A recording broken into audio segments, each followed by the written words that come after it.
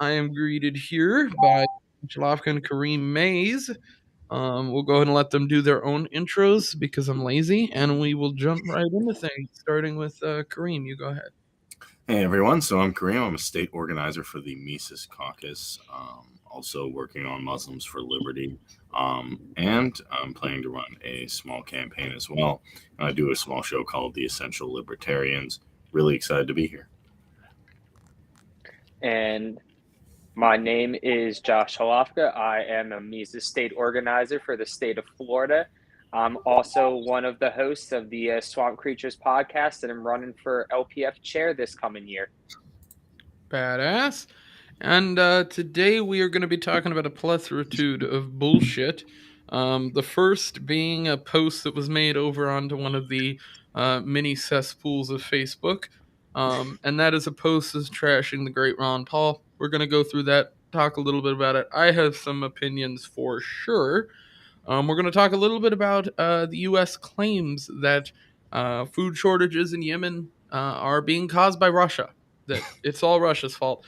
We have mysteries involving people getting tumors in New Jersey and musty Dutch taints to talk about.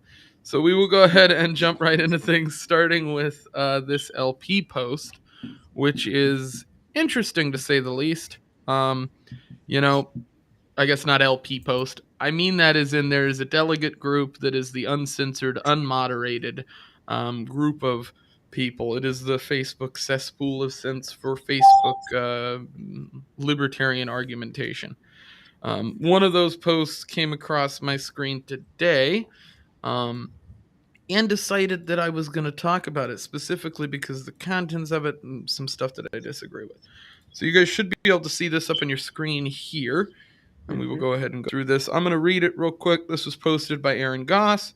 Um, the LP has been marketing nearly exclusively to the right for over 30 years. From Ron Paul's initial run in 1988, the party took a far right turn from a more neutral progressive party with the first to support X mindset, where X was gay marriage or open borders or bodily autonomy or etc., etc., etc. In addition, the party used to be far more tolerant of all manner of economic beliefs, under the libertarian banner from far right figures like Hayek and Friedman to neutral figures like Adam Smith and Henry George to left figures like Proudhon and Buchanan or Bakunin. I've never pronounced that name Buchanan, right. Buchanan. Yeah. So I will stop it here. We're going to break this down bit by bit. I was going to read through the whole thing, but we're going to go ahead and attack this kind of with each portion. Um, the LP has been marketing nearly exclusively to the right for over 30 years. I find that to be incorrect. In fact, I think the LP recently, within specifically the last 20 years or so, has attempted much more to appeal towards the left. Um, the guidance of this statement is from the leftist position. This is a leftist libertarian saying it. I think they are tilted because they don't like some of the things being done by the Mises Caucus. Obviously, this person rambles inherently about the Mises Caucus and what we have been doing. But ultimately, I think they're incorrect on that fact. I also think they're incorrect to say that Ron Paul's run in '88 was hampering towards Republicans.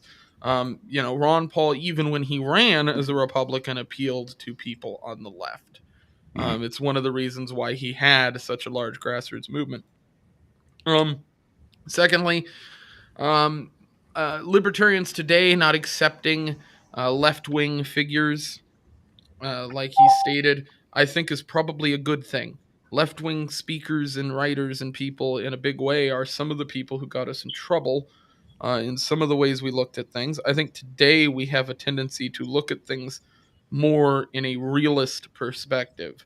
And I think that's something the Libertarian Party has done positively, specifically because of the Mises Caucus over the last few years, is to start to apply some of these libertarian ideas to the real world and actually figure out how you could put them into use. And I think that writers, politicians from the deep left on the libertarian side are fairly poor at that. At least in my own opinion. I know different people will have different takes on that, but that is my own. So I guess if you have any comments, you can comment now, and then we'll read ahead. Nope. Okay. I'd say one thing is interesting because they're saying Ron Paul was inundated by the right. Ron Paul, honestly, in my opinion, affected people from all spectrums because, as Tim Pool said it, I don't agree with all of your positions, but if you want to leave me alone, I think that's appealing. I think most people, when you get down to it, just want to be left alone to do what they want to do, provided they're not enforcing anything on anyone's property rights, on anyone's person.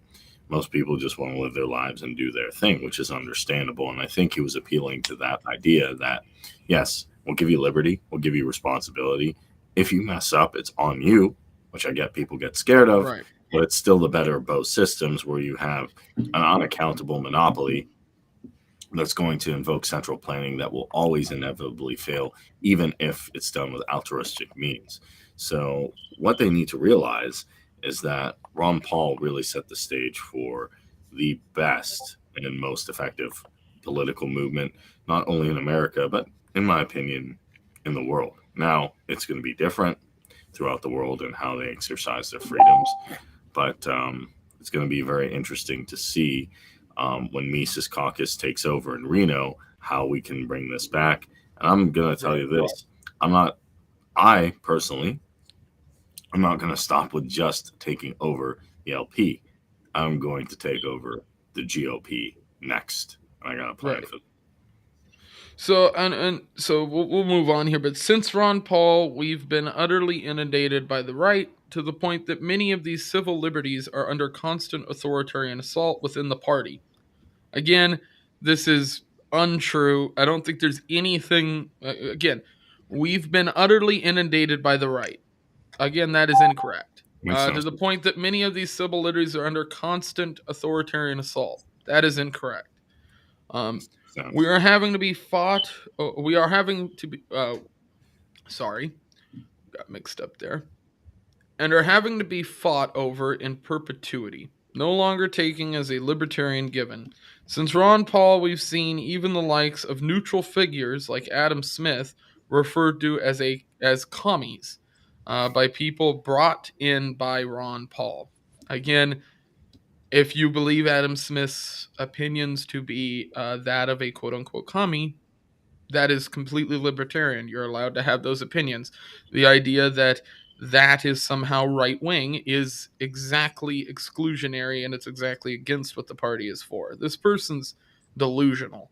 I think what you need to do, actually, and I've done this with these leftists and these people, because right wing seems to be just a term for anyone who's not extremely like neo. Well, it is, and that's exactly how they're applying it here. So yeah, if you're not on the same spectrum as Antifa, Bernie Sanders, or Well, and they reference Joe Bernie Biden, here. yeah.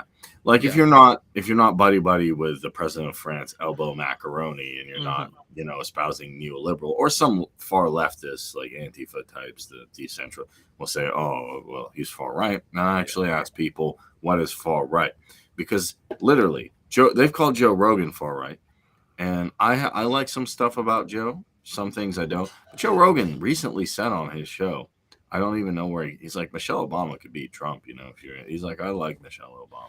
Okay, so Josh, I want your comment on this.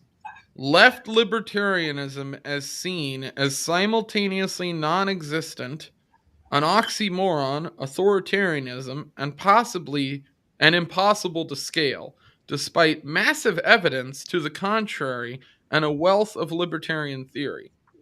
I would find that statement to be one of the most incorrect in this entire thing. The idea that left libertarianism is seen as non-existent and oxymoron authoritarianism, that isn't the case. Many right-wing libertarianisms, if you want to call them that, many Mises Caucus members, which I will differentiate from right-wing libertarians because I think there is a big, massive difference, and all the different affiliated people that these guys are referring to, would hold the belief that left libertarianism is probably 100% needed. It's just not as effective in some of these spaces when you start looking into the theory angle of it. Like the theorists from the left-wing libertarian perspective have been the people that had ideas that we have found not to work. So the idea that despite massive evidence to the contrary and a wealth of libertarian theory, yeah, there's a wealth of libertarian theory from the left side of things and from the right side of things. It doesn't mean either of them are entirely correct. Mhm. Now, scroll this back up a little bit because I wanted to wait purposely to get to here till I made a comment. Is you can see back up here when we first start that the LP marketing has been exclusively right for 30 years, and that they basically say from Ron Paul that we've taken a far right turn from a more neutral progressive party. Uh-huh. And this is where the whole thing just shows right off the rip. It's just disingenuous on its whole Right. face. Like, Mm-hmm. they're grasping at straws and they're making, they're taking a nothing burger and trying to overinflate it into a mountain. We still Right. are the party that first supported X, where X was gay marriage, open borders, like all that shit that they're talking about. We're still doing. The whole idea that left libertarianism is seen as non-existent is obviously not true. There's a wealth of it out there that's supported by what some would consider right libertarians. The Right. problem is, and I say this a lot of times, is that a lot of these guys on the left side of the libertarian spectrum are usually really smart people who have really good ideas, but they articulate them like absolute coagulated dog shit. Yeah. Well, let me It ask you just this. Actually, I want to challenge the thing here, Josh, because me and Max have talked about this, and I always bring up stuff like I had the Paris Commune or stuff, and some of them are really smart, like Milhak Bakunin and Peter Kropotkin. I don't want to take that away, but unfortunately, what I'm seeing here a lot nowadays is a lot of people just like, "Hey, I want free stuff. I get free stuff. Can I get like it should be free? Like college should be free?" And I'm like, "Why?" okay, Well, everybody deserves an education. I'm like, okay, what does that okay. mean? They're like, Yeah. well, everybody deserves health care. Just I they're also kind think of it's I Well, also think that's it's where funny that he mentions the LP has been marketing nearly exclusively to the right for over 30 years, but then later on says despite massive evidence to the contrary and a wealth of libertarian theory. Well, those are contradictory statements to me in themselves because it wouldn't make sense for the LP to be marketing to the right if the left was over here using all this libertarian theory and being successful. They haven't been. well, I think less of what they're saying is that the left Mhm. is appeal to libertarianism as much as left libertarianism, where you notice the spectrum of libertarianism is really divided on economic versus social issues. If you're more concerned with social libertarian issues, you probably are going to fall on the left spectrum. If you're more concerned with economics, you're probably going to fall on the right. And it's how Yeah. hardcore that you get closer to that, like ANCOM or ANCAP well, type of thing that you see out there. Now, kind of your point, Kareem, that I want to address is that because I, you know, I agree with you that a lot of these things that, they seem really smart. Where I kind of go with it is that, when they're like, all right, well, I want free stuff, like you said, free college, free yeah, that's what healthcare, I'm free whatever. getting I'm like, most of the time. yeah, I'm like, okay, that's absolutely fine. I believe in a free market economy. I don't necessarily believe that it has to be capitalism either. That's what the free market's about. It's the open Mhm. exchange of not only goods, but ideas. And if the marketplace of ideas wants to support your, social, democratic socialist paradise, that you guys are more than welcome to purchase property and collectively get together and make all that shit happen. Because me personally speaking, I don't believe that that shit's going to work. And I believe that the market's going to show them it's not going to work. And guess what? All of those guys are eventually going to come back to normal society and be like, yeah, we fucked up. So that's fine. They can do whatever they Mhm. want. The best part about the free market is that you're free to fail too. Right. If you think you got a great idea and then it ends up sucking ass, well, guess That's what? part of the My game. pill, yeah, that is part of the game. My pillow learned Yeah, you that the got hard to. way.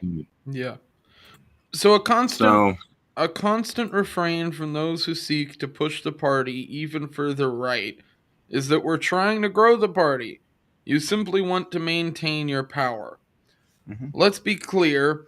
The well has been tapped for 30 years now. Anyone who's going to be pulled from the libertarian right has already seen our message. I believe that is inherently untrue, and either accepted or rejected it. At this point, in order to continue to expand, our party's current far right faction has begun recruiting from the authoritarian right. Now, I'm assuming he's referencing the Mises Caucus in his way of terming the far right faction. And I And want to again, Mhm. ask I'll state Billy, again, there is nothing far right or authoritarian right about the Mises Caucus. There never has been, and there isn't. And this is conjecture, it's just lies. because Has begun recruiting from the authoritarian right and making half hearted attempts to convert them to their brand of libertarianism. the So, authoritarian right. this is also contradictory. He has said now that this is a brand of libertarianism, but in the same statement said it's authoritarian right wing. It doesn't make any sense. I really No. want them. I really want this person, someone comment on it since it's a Facebook post, be like, okay, this is your point. What do you mean by right? Define right. I actually don't like left and right. I believe individualism and collectivism. Do you believe in collectivism? The group is more important than the individual, or do you believe the individual is more important than the group? And I'll tell you why. Because he's saying far right authoritarians. I'm guessing this guy's on the left. It's been interesting to me, and I'm going to be real careful here. The left has been saying they don't like, let's call them people who served in the Weimar Republic as military or police, right? They don't like it, and they've been calling everybody that phrase. You're this, you're that, you're far right, you're a crazy right winger. But all of a sudden now, and there are t-shirts that have this, all of a sudden now they like a specific battalion in an Eastern European country that has right-wing authoritarian symbols everywhere, and they're selling shirts with that. So if they're going to accuse me of being a neo-Confederate and this and that, right-wing, explain to me why in the world are you, just because the media tells you to, are you actually supporting people who, as far as I'm concerned, this specific battalion who espouse this view? Sorry if that was These detractors essentially state that libertarianism has failed, but never how or if libertarian policies were ever tried. And this is a perfect example. Hector calls out exactly what is wrong with that guy's write up is that all these left wing ideas you support from the libertarian angle have never been effective, and the so called deep right wing things that you're talking about haven't been effective. The Mises Caucus has been effective. Yes. So Mhm.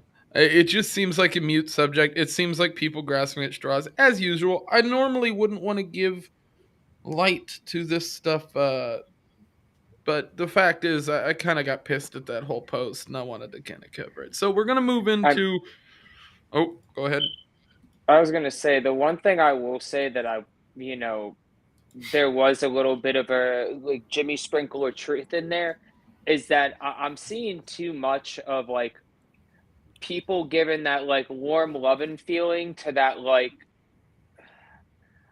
I want to call it like it exactly what it is. It's like that authoritarian right that Yeah. that kind of almost like post-libertarian like we're going to Mm-hmm. legislate our preference like kind of high time preference values Right. that we're going to sacrifice the greater liberty in the future for our like immediate comforts right now.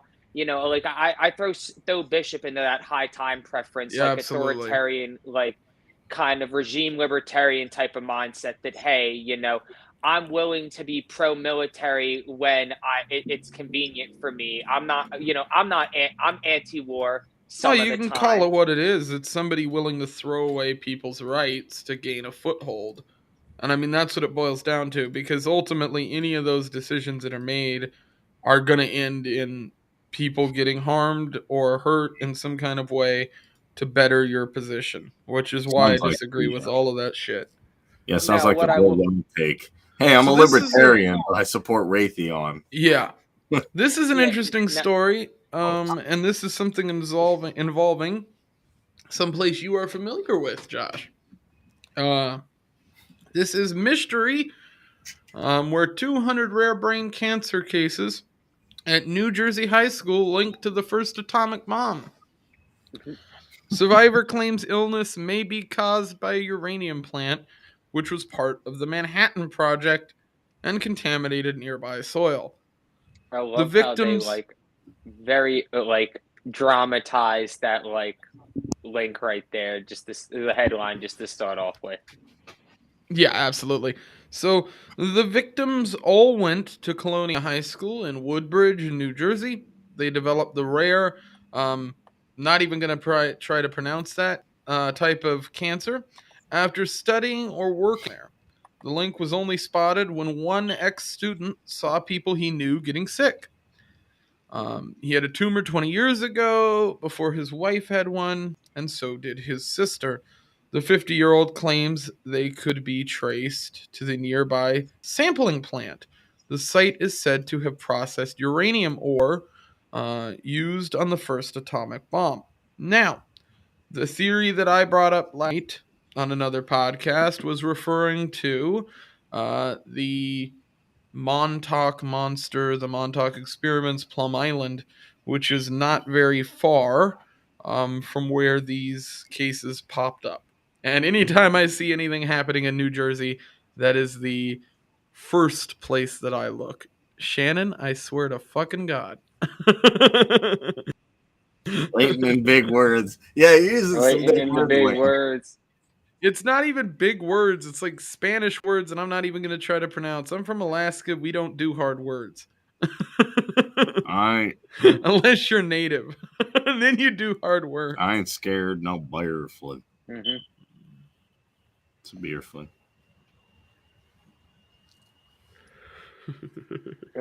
Joey. Oh god. So I don't know, what is your guys' take on this? Now we looked at this last night. We came up with the conclusion that it is fairly close to Plum Island, which is always something that has intrigued me. But ultimately, it's kind of weird. Well, I'm not so shocked. the well, Oh, God. I mean, the background on this is that there used to be a uranium reception plant about 35 miles west of the school before it was built. That basically between the early 40s, like during the early days of the Manhattan Project, would take the incoming uranium ore from I think it was Zimbabwe or somewhere in Africa that they mined it, and they would take it there and then basically get it all ready to be sent out for refinement in other places. So this place for a number of years handled very raw uranium ore and essentially I guess decontaminated it so it could be shipped. And once they shut down, it was right before the school was built. They decontaminated the whole place back in the late 60s, which probably wasn't super great by today's standards, and left a bunch of contaminated dirt piles that they assume got added into the construction work for the school, which is where it's all coming from. Right. So I did notice that they do have a map here that shows you. You're looking at about 12 miles in between the former Yeah. uranium processing plant and the school. I'll point out the school looks like a gigantic triangle, Hmm. and triangles in the government always seems to work out well. Can I go a little Alex Jones here for a second? Go ahead. Well, so I don't have the same background. Josh is definitely more qualified than me because he's been in New Jersey. You know, Josh and Matt and Max are New Jersey refugees, so definitely I'll defer to his experience. But this wouldn't be the first time or the last time, in my opinion, that the government has used their own citizens to experiment on without caring about people. So when people say, "Oh, the government has my best interest in mind," which I still hear quite a lot, even after what happened in 2020, 2021, they're like, well, they're just trying to help us. They're just trying to have our best interest. And I have two problems with that. If someone has my best interest, they have no right to force me what to do. Second thing is, simply put, they've shown time and time again they do not. They do because they have no incentive to care. So when you have an organized monopoly on force that has no incentive to care about its citizens, you get stuff like this. You get them putting uranium and just, oh, we messed up. Oh, the FDA recommended a drug that caused, a bunch of adverse side effects. My bad. Like, whoopsie. Sorry about that. Oh, we recommended, X treatment that doesn't work or a medical procedure that the establishment wants you to take. Oh, that didn't work out for me. Sorry. Better luck next time. I'm not saying private corporations are angels. There's still people, but at least a private corporation would be like, I don't want to get sued.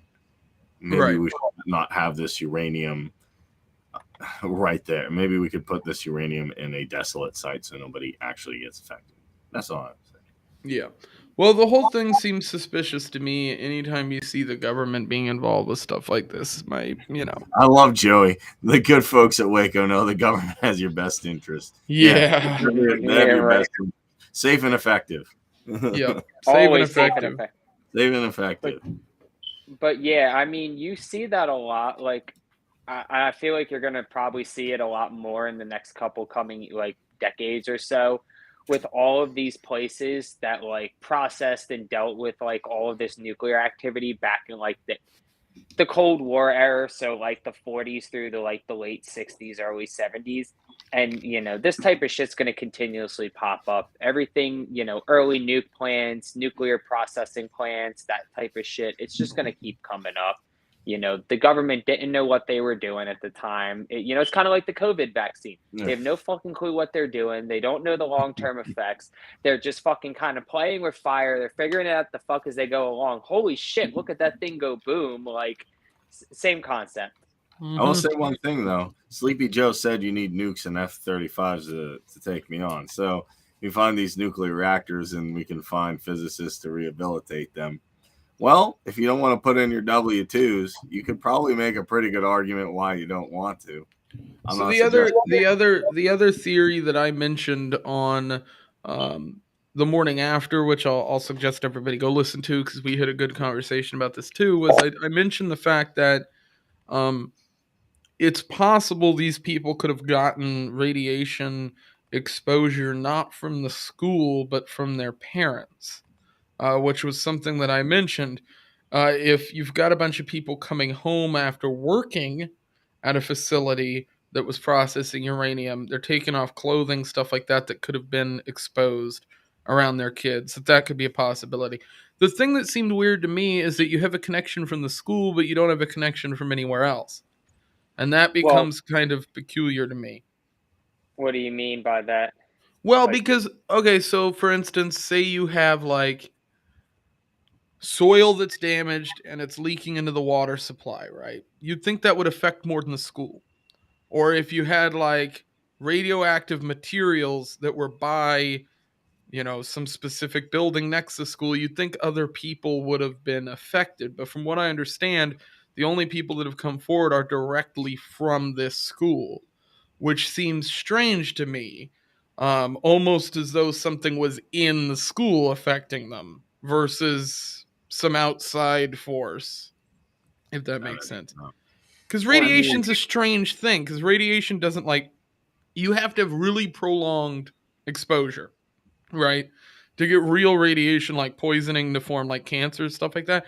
From what I understand, unless it's a really high level, right? You're not going to get cancer from being there for 2 seconds, right? This has got to be something where these kids were exposed to this maybe over a few year period, stuff like that. Probably. It seems like something that may have originated in the household, because to me that would explain more so the misconnection with the school. It just seems weird to it, have all of it come out of one school, right? And not have like the citizens of the town also be like, hey, 100 people at this office building also got this. well, that's where the dirt theory comes in, that they Right. somehow ended up mixed in.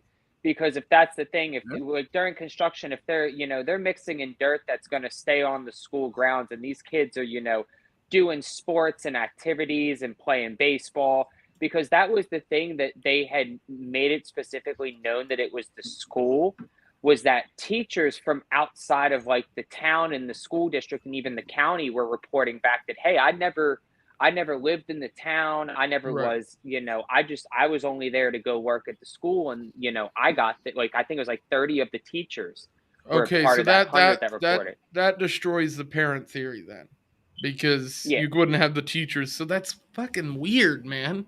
yeah, it's got What? to be something That's with that soil. Either it leaked in unless the they were house. experimenting in the school.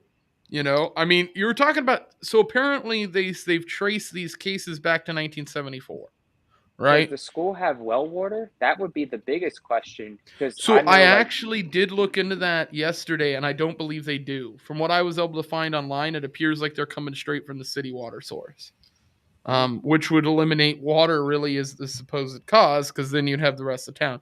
So for me, the dirt theory seemed the most plausible. The only thing that I don't get is I've not done a ton of research into radiation exposure, but I always thought that you needed more than that. You needed more direct contact. But I guess that I might be wrong. And if the dirt is at a certain level, I imagine, sure, of radiation, then yeah, it's going to be pretty bad. Uh, it yeah, is interesting, again, because it was tracked back to 74. Yeah, that is a different time period, right? That's only like 15, 20 years removed from when they were doing the majority of the experiments on nuclear bombs and just nuclear energy and all that shit. So it's very possible that somebody in that school that worked there maybe could have been working for the government and was testing something they shouldn't have been or something like that. But it'll be interesting to see how it plays out, because there's really no way for people to ignore this. It's like 100 people all with tumors. It's a little much. That's a lot. I'm of the opinion it could be a combination. It doesn't have to be one source. Just like EMF affects you in different ways, and radiation, what it does, to my knowledge, is create oxidative stress that cause free radicals to form over time. Probably could have So been exposure to multiple different sources. Um, my dad worked for the railroad and he got respiratory problems, COPD, and he has like asthma and stuff. And it's mhm. the same thing. They were so much chemicals and shit going around there that they all got long term exposure. You work in those areas long enough, and eventually it becomes a problem. So I imagine the same as with radiation. If that ground was all radiated and they built a fucking school on top of it, that's basically Indian burial ground shit. Like that ground was fucking cursed. Um, so we'll move on. We'll go to the next story. I wanted to cover that mainly just because we talked about it last night and I thought it was fucking insane, and I knew I had Josh coming on. Yeah, But actually, if we're gonna talk about stuff like that too, and the water and stuff, there's a documentary I just recently watched. Maybe next time I can ask you about. yeah, we could do like a review of it or something. Okay.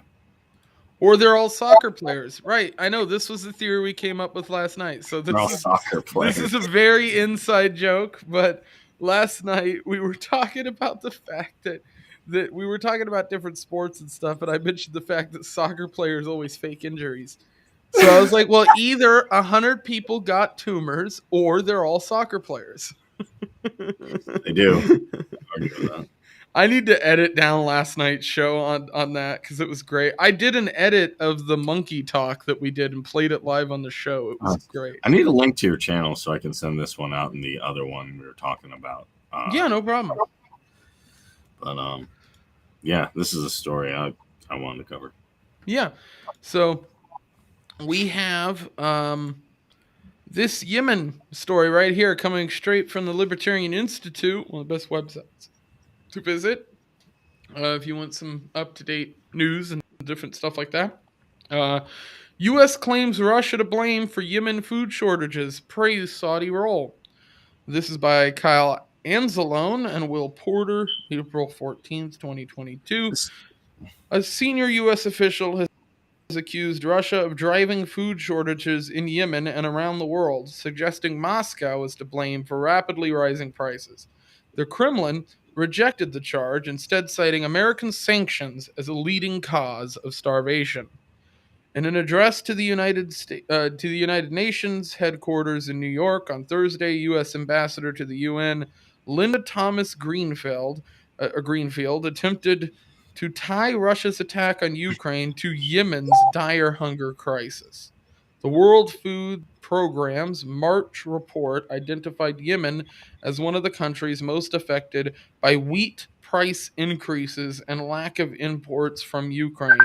This is another grim example of the ripple effect Russia's unprovoked, unjust, unconscionable war is having on the world's most vulnerable, she said. So this is complete and utter Like conjecture. I've seen some dumb articles. This one actually made me mad. Like I sometimes I see articles like, celebrities saying that like we need to, like Demi Lovato saying we shouldn't use extraterrestrial because it's offensive, and I'm like it's dumb, but I'm like it's kind of like it's funny, but like this to me is not only terrible, like completely wrong, because Saudi to me is causing this problem with the U.S. help, but Russia, and from what I've seen, like I'm not saying Putin's a good guy, he's an authoritarian and everything. He sent them actual like supplies and stuff, and to me, So the diplomat went on to praise Saudi Arabia and the United Arab Emirates for the humanitarian assistance to Yemen, failing to mention Riyadh's ongoing, I think that's how you pronounce that, but Shannon, Riyadh, please yes, correct me. Riyadh's ongoing bombing campaign that was deliberately targeted food production sites and vital civilian infrastructure for more than 7 years.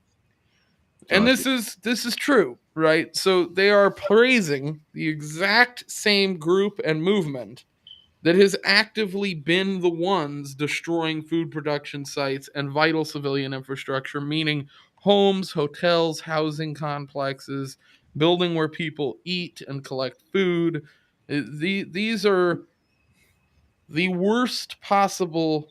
I mean, currently, in my opinion, it is the biggest humanitarian issue we have. It's the yes, biggest military issue that we are dealing with, and it is one that could end tomorrow if the United States decided to change the way that they are handling things. But Russia is the ultimate peregrine for the government to use as a backstop for all their fucking problems. They will blame inflation, they will blame COVID, they will blame everything on fucking Russia.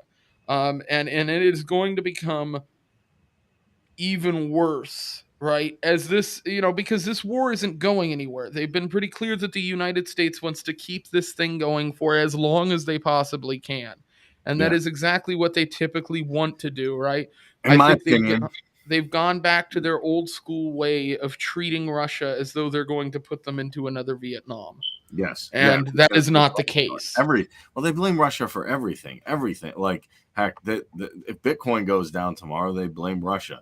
If they if Joe Biden gets saved by the Easter Bunny, they'll probably blame Russia. Oh well, he shook hands with the air, but it's Russia's fault for some reason. Like Though there'll be an article to say that. And to me, this is bad for two reasons. Saudi's causing the problem. They right. know that. And the U.S. is exasperating it by funding them and US, handing them money yeah. and support. And to be honest, Saudi Arabia, to my knowledge, I'm not a war historian or expert, has very, very little military experience. Meaning, you stop giving them intelligence and stuff, they tomorrow are not going to be able to do this. Neither will the UAE. They're not really equipped to Well, fight. beyond that, if the United States was no longer involved with this, it would open up other European countries to respond to what the UAE is doing. And instead of allowing that to take place, the U.S. has taken a bully position where they have to be the ones that are making the decisions that go on. The Saudis are not in charge of that either. And the US has again put themselves in a position where they're the orchestrators of a gigantic proxy war that is ending with hundreds of thousands of people die. We have right here through international monitors, though international monitors have pulled out of the country. As of late 2021, nearly 4,000 Yemenis were estimated killed throughout the war from direct and indirect causes, while January shattered monthly civilian casualty records, according to the UN. This is according to the UN. And So God actually, knows what's going on that they're not reporting. yeah. And Scott Horton said probably by the end of this, you'll find a million or two or some million. Yeah, I have seen estimates from people that I trust as high as 1.8 million. I believe that. I could believe that being 100% true. Yeah, and they're still so that's the thing we really look, because people like ask me like, okay, fine, like what are your big issues? I'm like, this is the number one big issue. But you know what? This Ukraine, other problems could actually be solved. I'll give Josh a plug out here. The federal government probably has no incentive to do anything. But if they keep losing states, if states keep saying goodbye, well, the federal government can't really work, especially if states become antagonistic to them, which is kind of what I want to see. Not only would it be nice if Pennsylvania left, it'd be if Pennsylvania's like, we don't want to deal with you anymore. Right. Yeah, Whiskey just said Hotel. we're done. Yeah, like people are like, this bad thing, that bad thing will happen. People have told me like, oh, you know how many people would be, would lose their life even if Whiskey Hotel is gone. And I say at this point, whatever happens after you secede happens. Like just do it. Even Max one day is like, oh well, secession could cause a war. Well, then it does, and then it's done to fight a war because it was going to happen anyway. I will actually take this, even if Florida and Pennsylvania and like Texas and we left and we fight a little bit after we leave. I'll take that over just destroying the whole world. And it seems to me, I'll be honest. Here's the issue I have with people who are against succession. If your argument against succession is that succession might cause conflict and war, then answer yourself this. Why would it cause conflict and war? And if it's going to cause conflict and war because you want to succeed from the Union, then that was always going to be the outcome if somebody wanted to break off. And you're going to have to protect that right the same way that we have to protect Second Amendment rights and different things like that. If you believe in the Constitution the way it stands at all, then that has to be your position. My opinion is the Constitution's fucking useless. It is. And that we have the right to succeed because we have the right to leave the government. Exactly. And if a state decides to do that and other states want to go to war with them, then they need to be prepared to fight that war. And I think in the case of states like Florida, Texas, Alaska, New Hampshire, areas like that, they're going to be the first states that are going to be pushing those movements forward because those are the states that have the most contentment towards the government or resentment or however you want to word it. Yeah. And I'll give Josh a plug here. If you actually want to help the people of Yemen, the people of Ukraine, people of Syria, even the people of Russia, you want to help people around the world and people in your own backyard, I will tell you the best thing to do is not to put a thing on your profile picture, but to actually support things like Flexit, things like the Free State Project, things like Layton's doing, and to actually push your state to leave the Union. Just leave. Don't ever come back. Just leave. Just secede and don't ever look back. Whatever happens, happens. And you can't talk about war and ignore the newest war, the great meme war of the free states. Yeah. This has been fun on Twitter. Grace, I think is her Grace Galactica or something like that, posted up a meme on Facebook, and it kind of helped launch off what was a great little conversation. I did make a comment in there talking about the fact that if I move, I'm going to move to Florida. There's no reason for me to move from one cold state to another. Anybody who wants to talk to people about being quote unquote sunshine or weather dependent on whether or not they follow libertarian values should look into states where it is actually cold. New Hampshire is not really one of them. Their weather isn't all that bad, but it is bad. And when I look at them versus Florida, it seems pretty stupid to move from one climate to almost an identical climate with a little less hardcore people in it. And that's my statement on that. If you go to Alaska, you compare it to New Hampshire, the people are built different in Alaska compared to New Hampshire, let alone Florida. Yeah, as long as they hey. And as Shannon said, fuck them hoes. Hell yeah. And secede. I mean, just secede for 2 weeks. Oh, sorry. Just for 2 weeks. Just 2 weeks. You could call it 2 weeks to slow the Fed and then do exactly what they did. Be like, we're just going to leave for 2 weeks. Just 2 weeks. Are you going to come back? It's been 2 years. No. But we only have 10 states that like us. I'm sorry. How's New York doing? So enough of the depressing stuff. Let's talk about something a little bit different.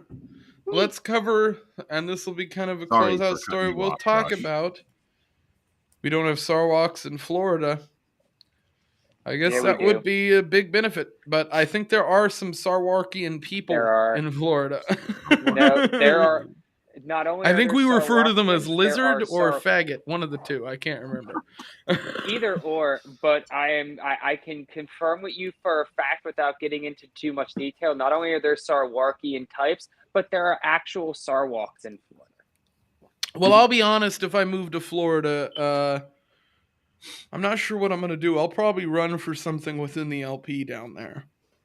So that'll be interesting, I'm sure. Because Ron DeSantis. yeah, I've been looking into it. I've been looking at what positions I thought I could actually do within the Liberty movement from the LP perspective, and there's a few I'm looking at that would be fun. I'm sure it'll ruffle some feathers when it does happen, but it'll be what it is.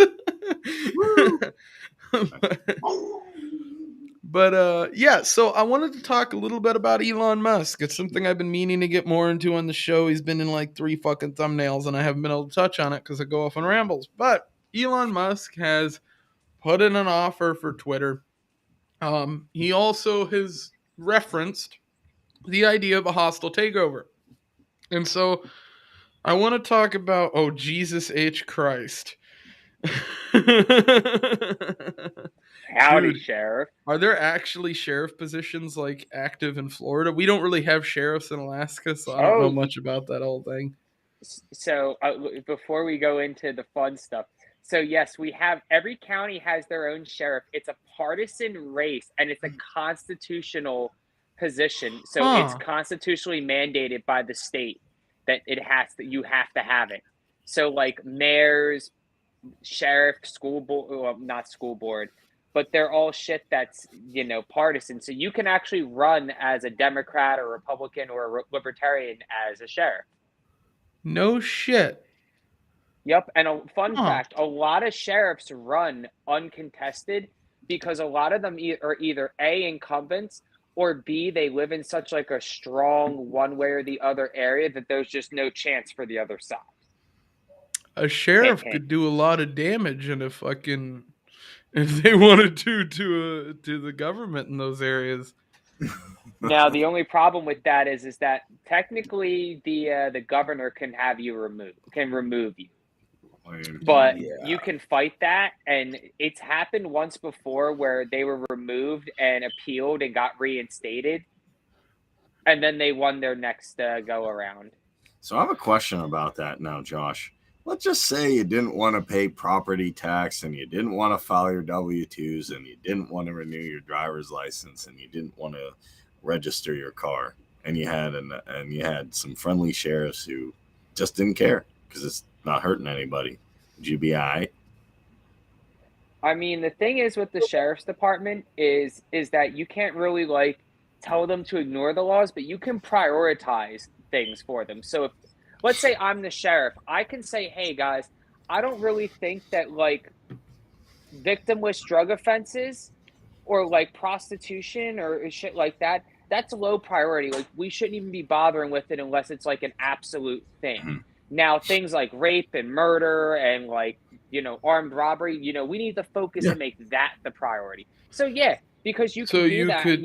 You could theoretically brand it as though you're a sheriff who's going to remove public drug use but not at-home drug use. That's how they did it in Alaska back in the day. They basically the state legalized weed without actually legalizing weed because they tied it to castle doctrine.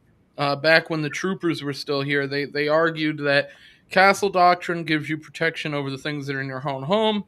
If you're using drugs in your own home, you cannot search and seizure that person because of it.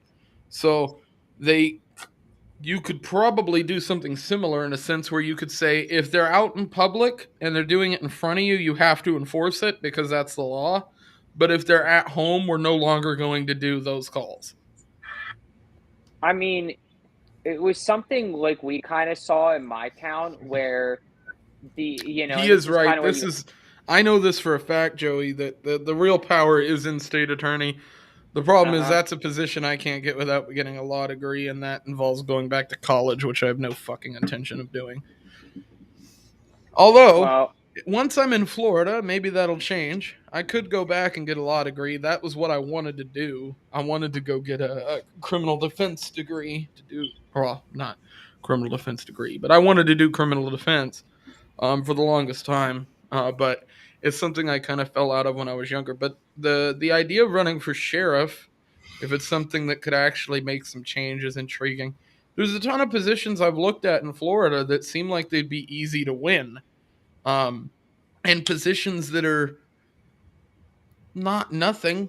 Like, especially if you were looking at it as a stepping stone thing. I mean, I'd like, Hmm. to be perfectly honest with you, if there's a political system I can move up in Florida, then I'd like to run something there so I can fucking tear this shit down. Because I think that's the best way to do it. I think people need to just be sneaking into power. I think it's one of the better ways to do things. And I'm somebody who will be Hmm. moving fresh to the state, who doesn't have a political past. So I'm like, yeah, it kind of makes sense if I want to run. I might be able to sneak my way in there without being noticed or anything. And kind of run as an Alaskan, I think, would kind of be interesting. To be like, I'm bringing some of those values to Florida. I think could be an interesting kind of You would do angle. well in like some like more of the rural parts because Hmm. they'll fall in love with that whole like Alaska idea of like get it off your own land. Well, those are the areas I'm looking at buying property anywhere. Most of the areas I'm looking at are like the Panhandle area has been kind of the spots I'm looking at, and I was looking at like political offices around those areas, and there are some pretty consistently uncontested races that I was like, what is going on here? Why isn't anybody else trying to get this?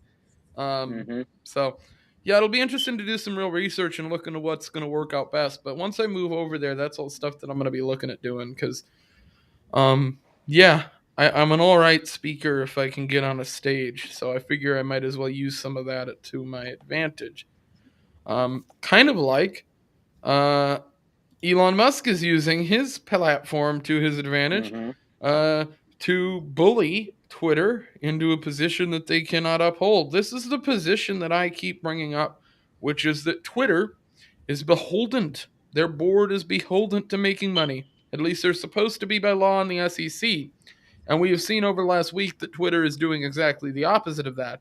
They were offered around 35 to 40% over what their stock value is worth and substantially overvaluing what Goldman Sachs valued their stock at. And at the end of the day, what has gone on is those board members who own virtually no stock in the business Hmm. that they are board members over have decided not to sell, or at least so far have decided not to sell. We've seen Saudi interests come out and claim that the reason they're not selling is because the price isn't too high. They're just not willing to pay enough. You just need to pay more. In. Here's the thing: Twitter doesn't want to sell Twitter. The board specifically doesn't want to sell Twitter, and regardless of what the shareholders want, the SEC is in the pocket of whatever Twitter is doing because the SEC is the government and they want Twitter to be owned by the people that it's currently owned by, probably even more so than Twitter themselves.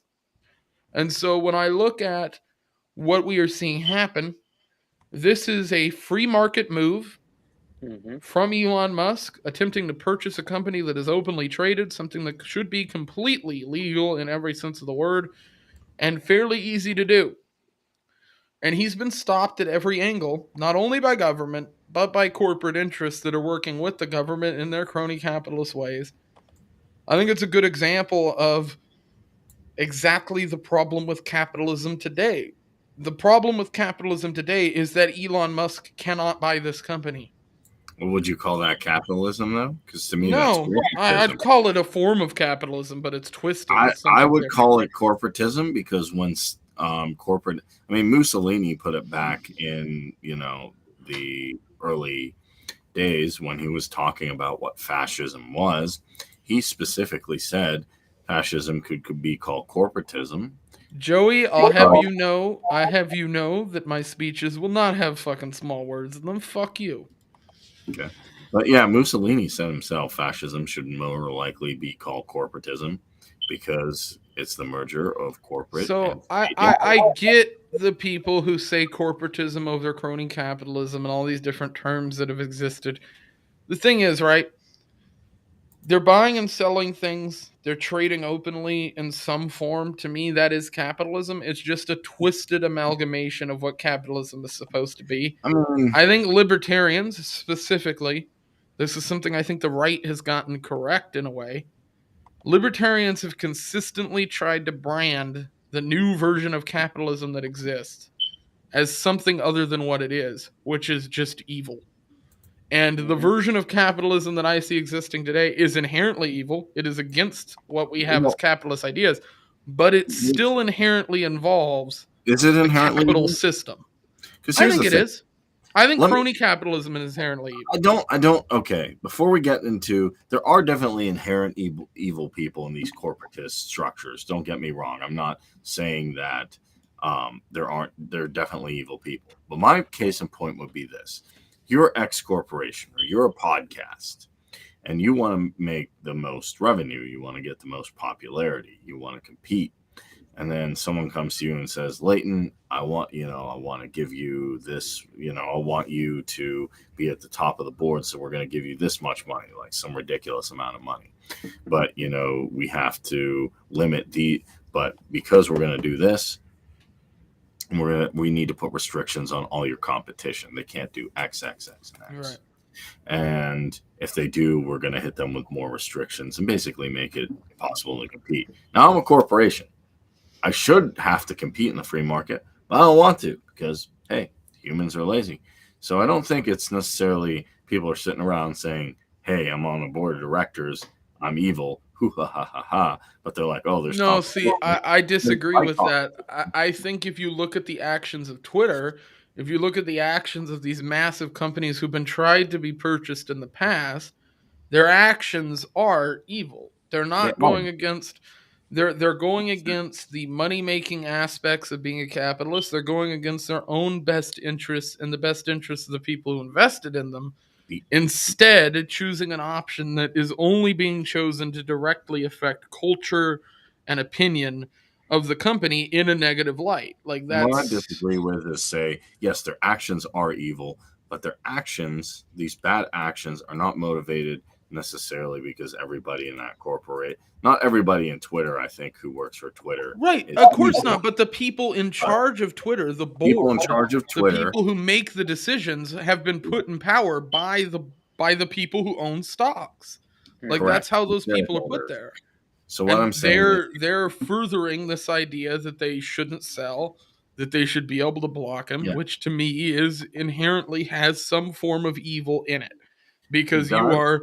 you are working against the people that are investing in your company. You're going against capitalistic Yeah, insight, against capitalistic reflex or instinct, or however you want to word it.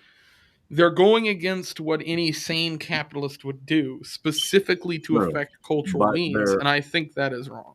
Or at least wrong in a sense, morally, regardless of yeah, whether it should be able to happen in a company or not. Like, a company should have the ability of stopping somebody from buying it, I suppose, if they really want to.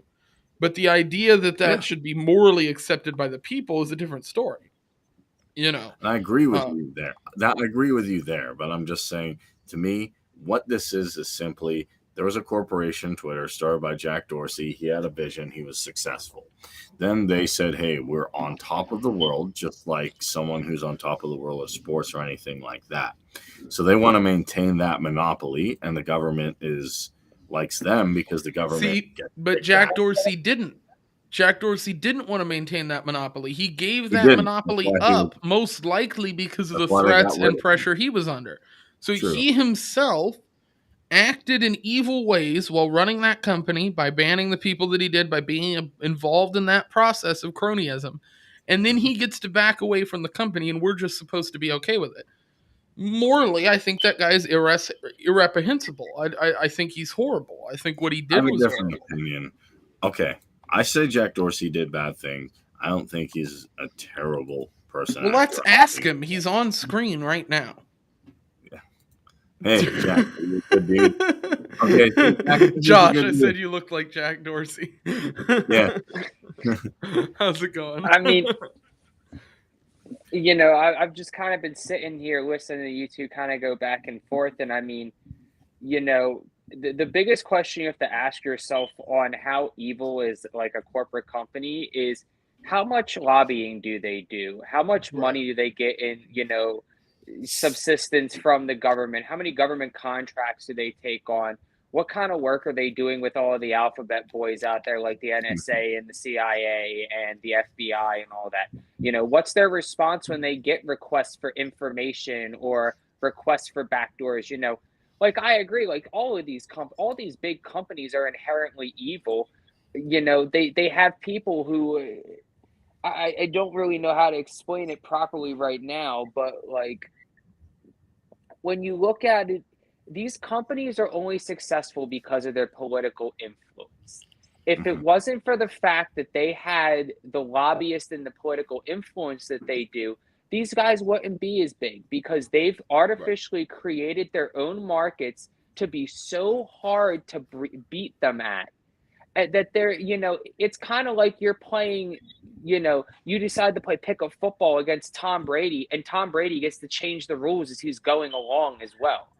So not only are you getting your ass handed to you by somebody who's clearly like has more resources to do better than you, but now they're picking and choosing when the rules apply for themselves and then still enforcing them for you. Like it's a tough game to look at, At the same time, you get little gray linings, like you get the Elon Musk who kind of like just kind of constantly are sticking a middle finger to the man.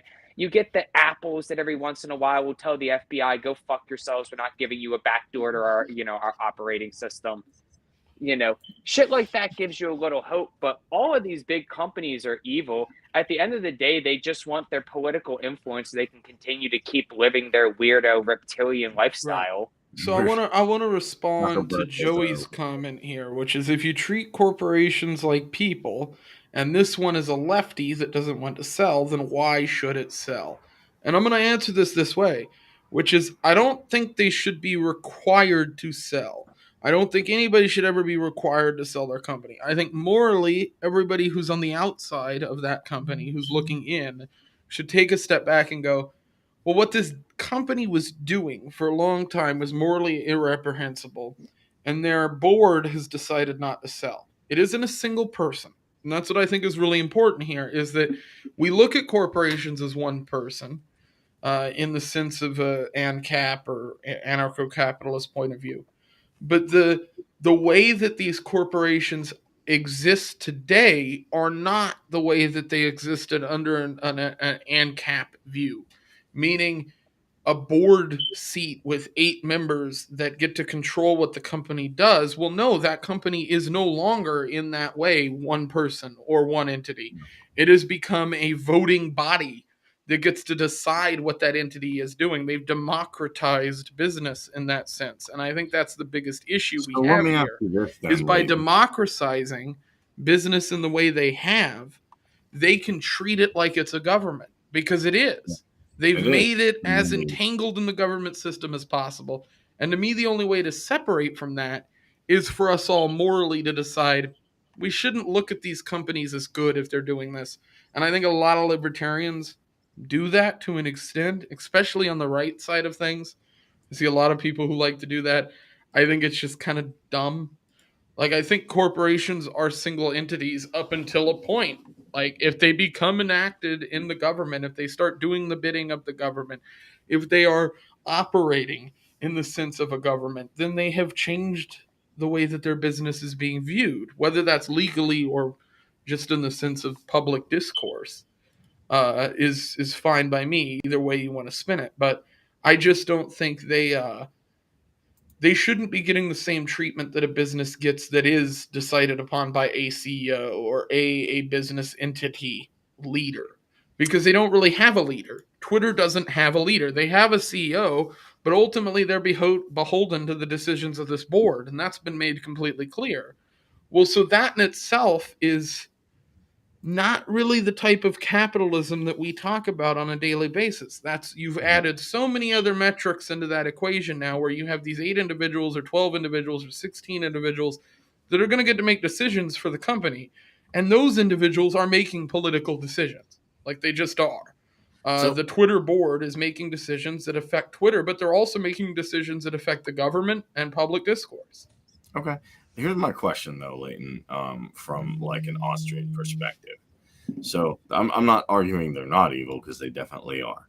But my question is this, I'm a Tolkien fan, so I always reference it back to the Ring. The Ring, you guys have seen the Lord of the Rings, correct?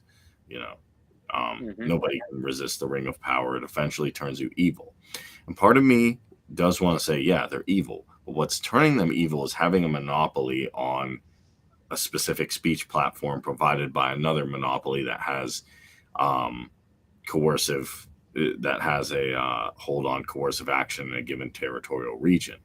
So part of me is not 100% sure, just like people in government, the biggest arguments, just get rid of these bad people and get new people in, we'll get good people. So I agree with Joey here that forcing anybody to sell is morally wrong in this circumstance. I We agree. would need to see some statements made by the Twitter board saying they're doing this for the government or because they don't, there's things that would have to take place. I'm never saying that. I'm simply So, saying that I view corporations that work in the way that Twitter do differently than I view a corporation that doesn't. okay. So I All right. guess my, Nope. or go Sorry. ahead. Go ahead. Well, I guess, I'm just. Oh, go ahead. so I guess my question from a human purposiveness perspective is what level of evil is inherent in this, if you want to call it corporatism or this variant of capitalism, as opposed to just these people being nefarious actors? Is it the ring of power being or is it a collective Well, ring? I think they create the circumstances. The people who get in power in these companies are the ones who deliberately change them. I mean, I think they come into a company and they change the way that it's operating. I think we saw that happen with Yeah, we Twitter, and did. we've We seen it did. happen in response to Jack Dorsey and certain things like that. Mhm. So I think it's pretty clear that we can watch companies do this in real time and kind of become a little more controlled opposition in a sense. Okay. I was just curious to see what you Yeah. think. All right. 'Cause- Well, I think that's probably a good place to end it off. If you guys want to go ahead and shout out channels and all that good stuff, we'll go ahead and start off with Josh if you want to go first. Sure, come check us out Friday nights, 9 p.m. Swamp Creatures podcast. Got a 3 drink minimum now because somehow we decided to increase it from 2 like idiots. So check us out. Follow me right over here. Otherwise, Kareem, it's you. yeah. So if you had 4 drinks, it'd be anarchy, and we don't want Yeah. that. That's chaos. No, four All right. drinks means that you went in debt from the last show and you're a fucking bigger idiot than you were the Means first you're episode. Mara. Yeah, it means you're Mar and you're gonna have to eat the Pocky chip and take the shock of death. We'll see you in Reno, Kareem. Yeah, hey, I'll go in debt like 30 trillion. I just, I'll get my It's girl a yelling. write-off. Yeah, 2 I'll get my Pocky girl chips. yelling to tax unrealized gains. So I'm Kareem at the Essential Libertarians. Go check me out if you're interested in long form discussions, such as this one. I also have Kareem and Maize on Facebook, so you can hit me up, ping me there as well. And thanks for watching. All right. And as always, you can follow me at Liberty Layton, and I will talk to you guys in the next episode. Tomorrow, we're with Tyler Yankee talking about the Amber Heard and Johnny Depp